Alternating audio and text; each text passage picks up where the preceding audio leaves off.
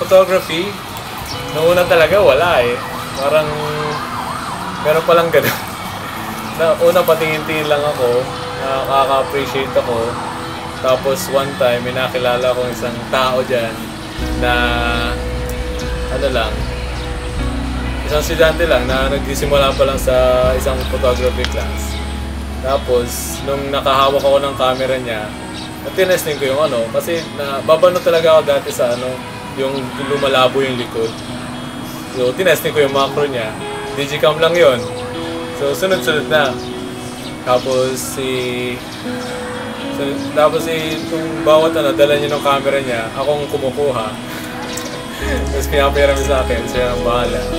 Tapos yun. Tapos, doon ako nagka-interest. Tapos, yung sumunod na, sabi ko, hindi lang pala, malawak pala ang photography. Nung pinakilala sa akin ng tito ko, na mahilig mag-hobbyist lang siya. Wala lang siya na isang SLR. Sabi ko, SLR na yun. Doon ako naging curious, lalo na yung digital ngayon. Doon ng SLR pala yung mga malalaking itim ngayon na camera. Ang mostly na ginagamit yung mga parang ayaw lang mag-shots. Kaya yun.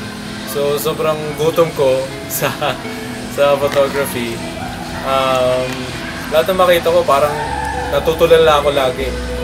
Parang alam mo yun, parang makikita mo lang ako na bakit tumitigil tong si Aya.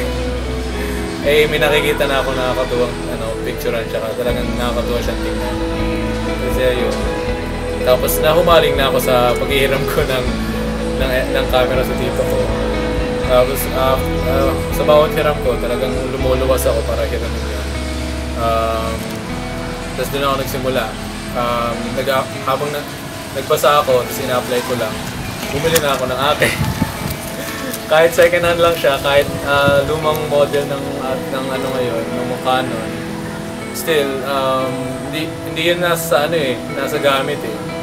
Yung mata talaga ng isang tao sa pagtingin sa mundo. Hindi yung talagang, wow, meron lang, alam mo, parang may mga instructions pa. Hindi, nasa mata yan.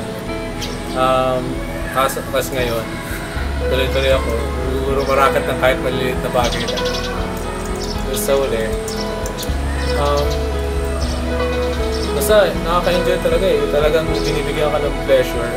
Yung talagang yung pumapasok talaga sa soul mo yung it's talagang capturing the art around us. Kahit hindi mo alam, nandun pa rin. Photography, pang klase rin talaga.